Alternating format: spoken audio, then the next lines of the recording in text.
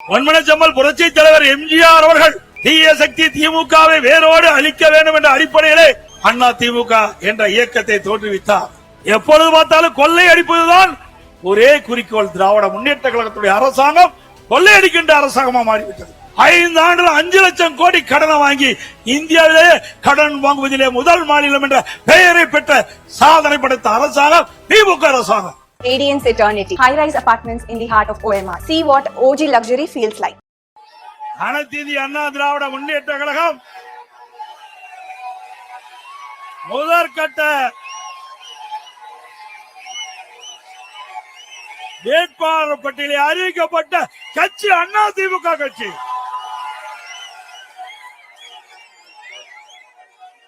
முதற்கட்டமாக போட்டியிடுகின்ற வேட்பாளர் 23 பேர் அடங்கிய பட்டியலை நாம் அறிவித்திருக்கின்றோம்.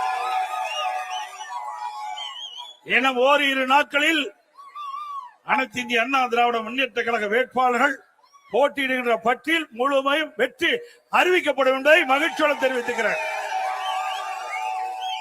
திமுகவுடைய நிலை என்ன? திராவிட முன்னேற்ற கழகம் கூட்டணி அமைப்பதற்கு 20 நாட்களா போராடிட்டு இருக்காங்க. ஒவ்வொரு கட்சியும் பதறிக்கொண்டிருக்கின்றது. திராவிட முன்னேற்ற கழக தலைமையிலே அமைக்கப்பட்ட கூட்டணி கட்சிகள் போராடி போராடி அவர்கள் தொகுதியை பெற வேண்டிய அவல நிலை அந்த கூட்டணியிலே இருக்கின்றது. அதிமுக அப்படி அல்ல.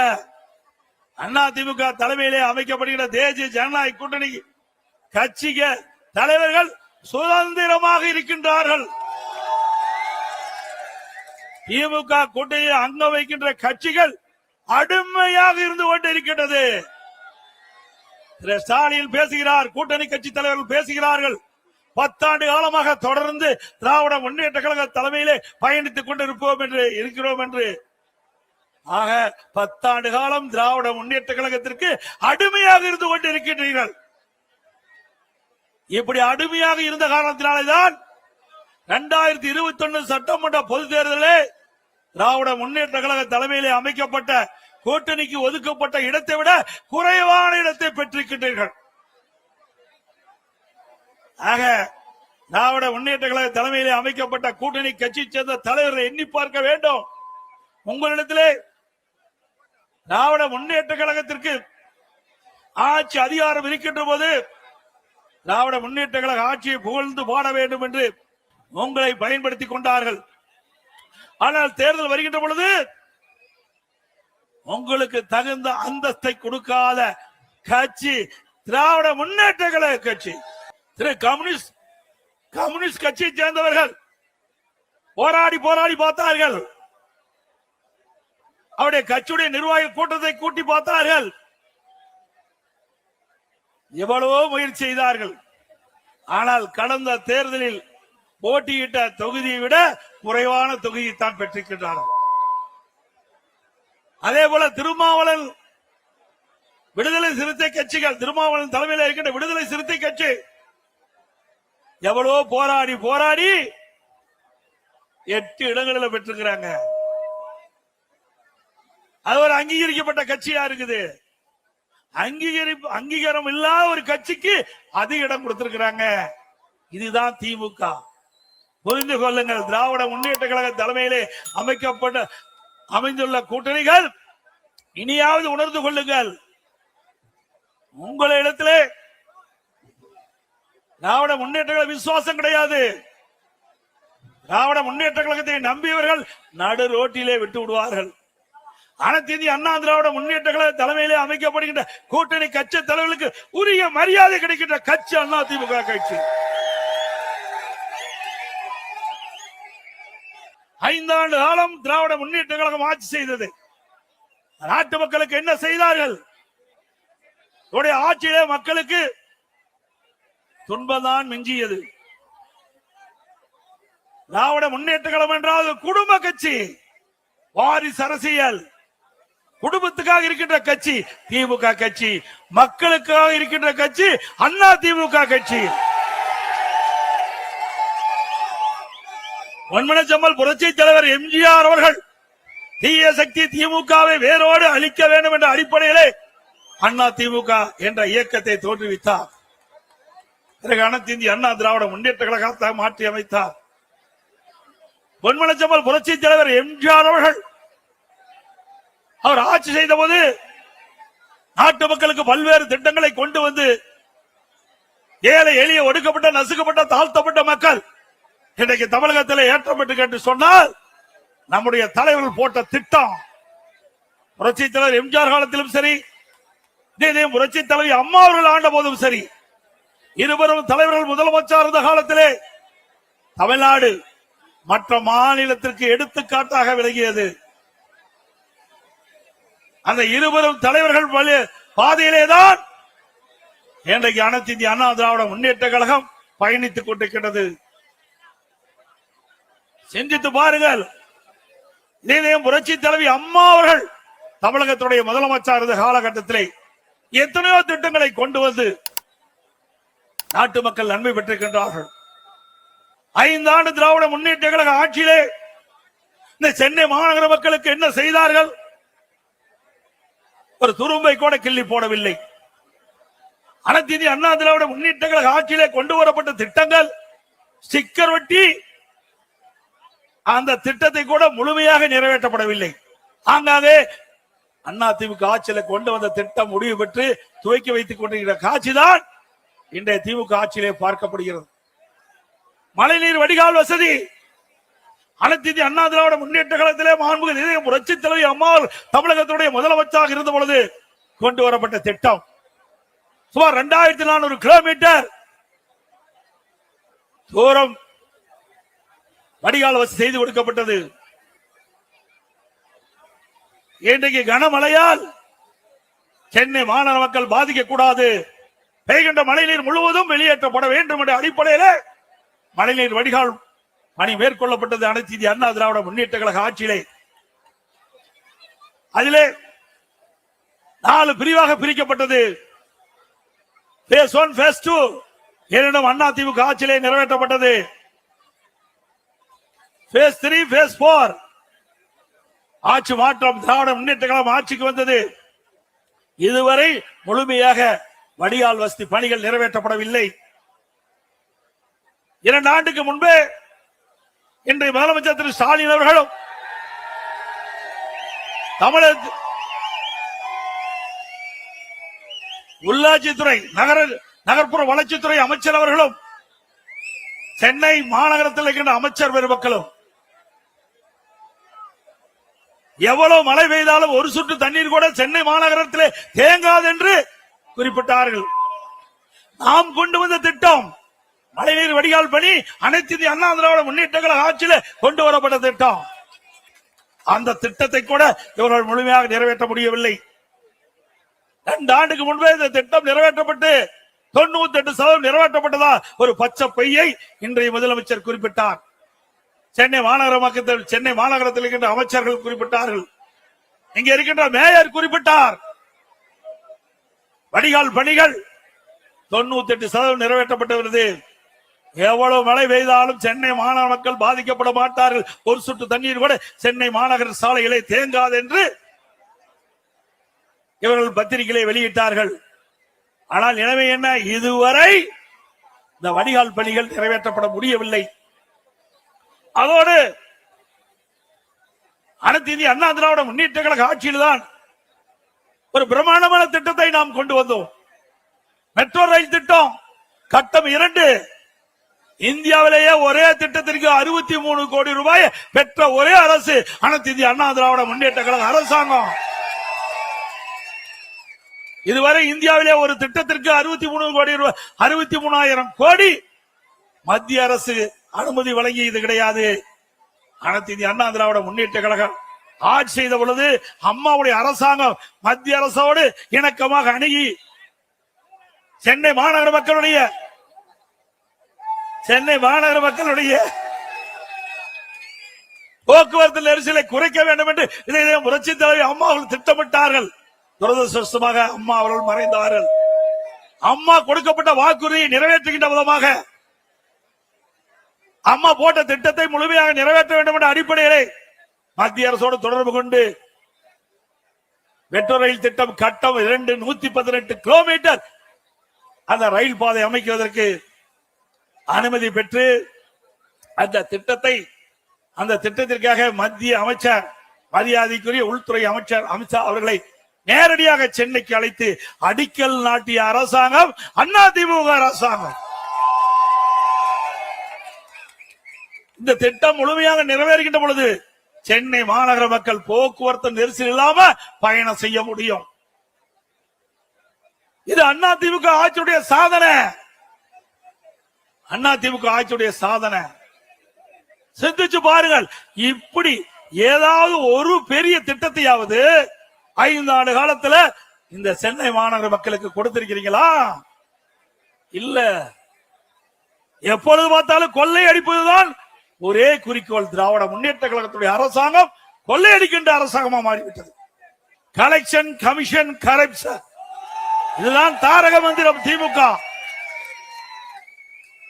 இதைத்தான் அவர்கள் 5 ஆண்டு காலம் செய்தார்கள். மக்களுக்காக எந்த நன்மையும் செய்யவில்லை. எந்த பெரிய திட்டத்தையும் தமிழ்நாட்டு மக்களுக்கு கொடுக்கல, சென்னை மாநகர மக்களுக்கு கொடுக்கல. அது மட்டுமல்ல, அனைத்து இந்திய அண்ணா திராவிட முன்னேற்ற கழகம் ஆட்சி இருக்கின்ற பொழுது இன்றைக்கு புயல் வந்தது. அந்த புயல் வருகின்ற பொழுது மக்கள் பாதிக்கப்படக்கூடாது என்பதற்காக அனைத்து இந்திய அண்ணா திராவிட முன்னேற்ற கழகம் போர்க்கால நடவடிக்கை எடுக்கப்பட்டது. வர்த்தா புயல், கனமழை, இன்றைக்கு சென்னை மாநகரம் முழுவதும் மரங்கள் சாய்ந்தன, மின் கம்பங்கள் உடைந்தன, டிரான்ஸ்பாரம் பழுதடைந்து விட்டது. அப்படிப்பட்ட சூழ்நிலையிலும் அனைத்து இந்திய அண்ணா திராவிட முன்னேற்ற கழகம் விரைந்து அரசு விரைந்து செயல்பட்டு மக்களுக்கு எந்த இடையூறும் இல்லாம ஓரிரு நாட்களிலே அந்த மின் தடைகள் எல்லாம் சரி செய்து மக்களுக்கு இயல்பான நிலைக்கு கொண்டு வந்த அரசாங்கம் அதிமுக அரசாங்கம். சென்னை மாநகரத்தில் மட்டும் 2 லட்சம் மரங்கள், 2 லட்சம் குப்பைகள் மாநகராட்சியிலிருந்து அகற்றப்பட்டன. இப்படி மக்களுக்கு பிரச்சனை ஏற்படுகிற பொழுது அந்த பிரச்சனையை தீர்க்கக்கூடிய வல்லமை படைத்த அரசாங்கமா அனைத்து இந்திய அண்ணா திராவிட முன்னேற்ற கழக அரசு விளங்கியது. அண்மையிலே ஓராண்டு என்று நினைக்கின்றேன், ஓராண்டு 2 ஆண்டு இருக்கின்ற நினைக்கின்றேன், சென்னை மாநகரத்தில் வெறும் மழைதான் பொழிந்தது. எல்லா பக்கமும் எல்லா சாலையிலும் தண்ணீர் தேங்கி இருந்தது. அப்பொழுது ஒரு பெண்மணி சாலையிலே நடந்து கொண்டு சென்று கொண்டிருந்த பொழுது அந்த பெண்மணி சொன்னார், ஸ்டாலின் தான் வந்தாரு, ஸ்டாலின் தான் வந்தாரு, நீச்சல் அடிக்க விட்டார். அப்படிப்பட்ட நிலைமைதான் சென்னை மாநகரத்தில் விளங்கி கொண்டிருக்கின்றது. இன்றைக்கு ஸ்டாலினுடைய ஆட்சியில குடும்பத்தில் இருக்கின்றவர்கள் அதிகார மையங்கள் 4 அதிகார மையம். 1 முதலமைச்சர் ஸ்டாலின், 2 துணை முதலமைச்சர் உதயநிதி அவர்கள், 3 திரு ஸ்டாலினுடைய மருமகன் சபரீஸ்வரன், 4 திரு ஸ்டாலினுடைய மனைவி மரியாதைக்கு துர்கா அவர்கள். 4 அதிகார மையங்கள் தமிழகத்தை ஆட்டி படைத்துக் கொண்டிருக்கின்றது. இந்த 4 அதிகார மையங்களுக்கும் முடிவு கட்டுகின்ற தேர்தல் வருகின்ற சட்டமன்ற பொது தேர்தல். திராவிட முன்னேற்ற கழகம் சுமார் 525 அறிவிப்புகள் 2021 சட்டமன்ற பொது தேர்தலே அறிவித்தார்கள். அந்த 525 அறிவிப்புகளை 4 1 பங்கு அறிவிப்புகளை இதுவரைக்கும் நிறைவேற்றல. ஆனா ஸ்டாலின் எப்பொழுது பார்த்தாலும் ஸ்டாலின் அமைச்சர் சகாக்கள் திராவிட முன்னேற்ற கழகம் அறிவிக்கப்பட்ட அறிவிப்புகள்ல 98% அறிவிப்புகள் நிறைவேற்றப்பட்டதாக ஒரு பச்சை பொய்யை சொல்லிட்டு இருக்காங்க. நிறைவேற்றிருக்காங்களா? பொய் தானே. இன்றைக்கு நம்முடைய நகரத்தில் இருக்கின்ற வாழ்கின்ற மக்கள் அவருடைய கல்விக்காக வங்கியிலே கடன் வாங்கின கடன் ரத்து பண்ணிருக்காங்களா?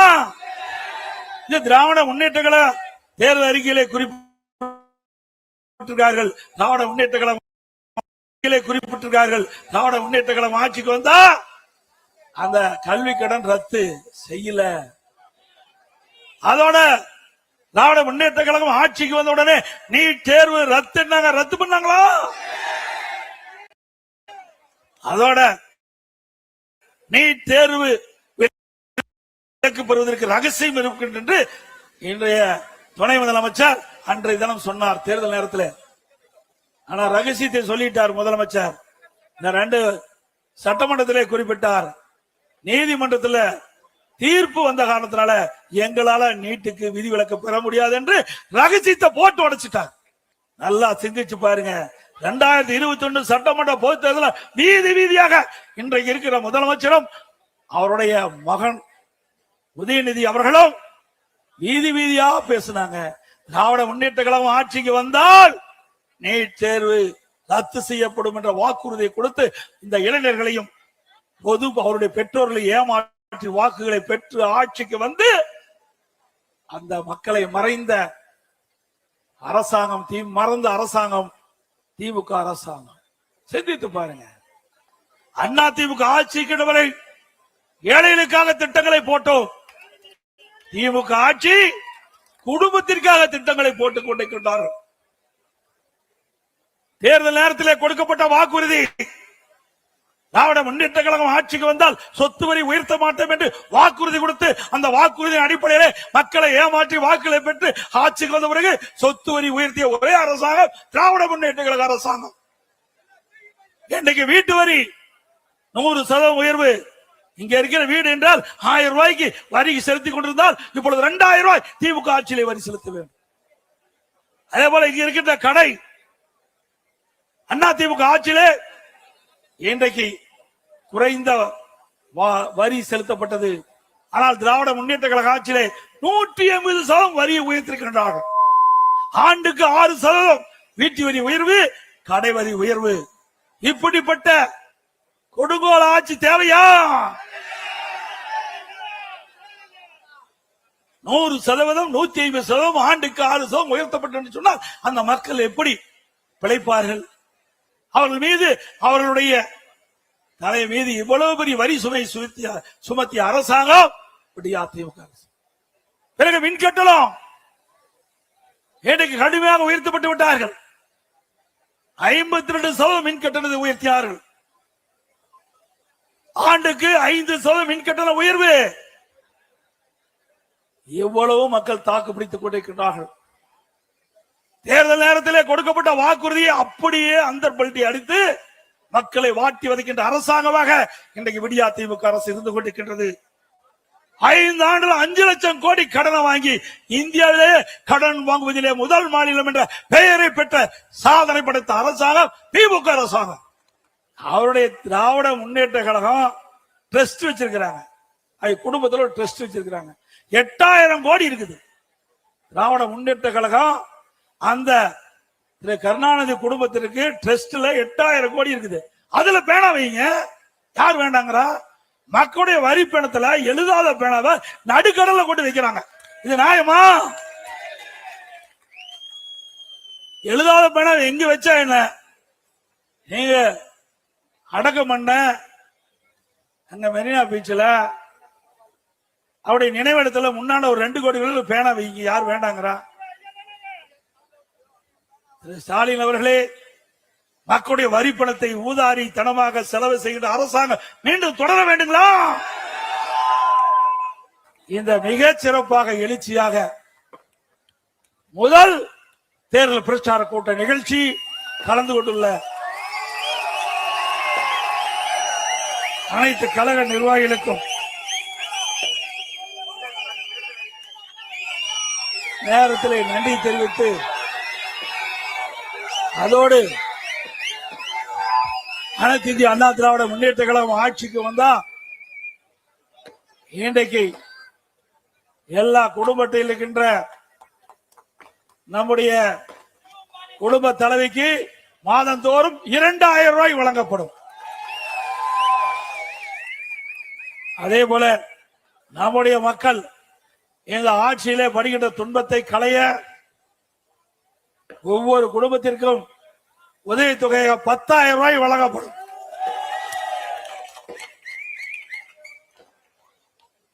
நகர பேருந்தில் தற்போது பெண்கள் கட்டணம் இல்லாமல் பயணம் செய்கின்றார்கள். அதே போல அதிமுக ஆட்சிக்கு வந்த பிறகு ஆண்களும் நகர பேருந்திலே கட்டணம் இல்லாமல் பயணம் செய்யலாம்.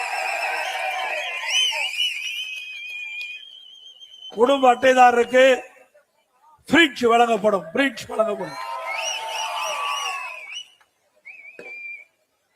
குடும்ப அட்டைதாரருக்கு அதிமுக ஆட்சி வந்த உடனே விலையில்லா பருப்பு, விலையில்லா எண்ணெய் வழங்கப்படும். சமையல் எண்ணெய். சென்னை மாநகரம் சரி, நகரத்திலும் சரி, கிராமத்திலும் சரி, நம்முடைய பெண்கள் வேலைக்கு செல்வதற்கும், வேலை முடிந்த பிறகு, பணி முடிந்த பிறகு வீடு திரும்புவதற்கும் அம்மா இருசக்கரம் வாங்குவதற்கு 5 லட்சம் அம்மா இருசக்கர வாகனம் வழங்கப்படும் பெண்களுக்கு. ஒவ்வொரு அம்மா இருசக்கர வாகனம் வாங்குறதுக்கு 25,000 ரூபாய் மானியம் வழங்கப்படும். ஆட்டோ ஓட்டுகின்றவர்கள் ஆட்டோ சங்கத்தில் பதிவு செய்யப்பட்டு புதிய ஆட்டோ வாங்கினா 75,000 ரூபாய் மானியம் கொடுக்கப்படும். முதியோர் உதவித்தொகை உயர்த்தி வழங்கப்படும் 2,000 ரூபாயாக. இன்றைக்கு ஒவ்வொரு குடும்பத்திற்கும் அதிமுக ஆட்சி வந்த பிறகு 3 கேஸ் சிலிண்டர் மானியமாக வழங்கப்படும். நம்முடைய தாய்மார்களுக்கும் பெண்களுக்கும் தீபாவளி பண்டிகை சிறப்பாக கொண்டாடுவதற்கு அவர்களுக்கு பட்டு சேலை வழங்கப்படும். படித்த இளைஞர்கள் வேலை வாய்ப்பிலே பதிவு செய்யப்பட்டு பணி கிடைக்காமல் இருக்கின்ற நம்முடைய இளைஞர் சகோதரர்களுக்கு மாதந்தோறும் பட்டப்படிப்பு படித்தவர்களுக்கு 2,000 ரூபாய் வழங்கப்படும். பிளஸ் 2 படித்தவர்களுக்கு 1000 ரூபாய் வழங்கப்படும். நகர பகுதியிலே இன்றைக்கு சாலை ஓரமாக நடைபாதை கடை நடத்துகின்றவர்கள் கூட்டுறவு சங்கத்திலே வாங்கிய கடன் முழுவதும் தள்ளுபடி செய்யப்படும். மாற்றுத்திறனாளிகள் கூட்டுறவு சங்கத்திலே வாங்கிய கடன் முழுவதும் தள்ளுபடி செய்யப்படும். மக்களை காப்போம், தமிழகத்தை மீட்போம். மக்களை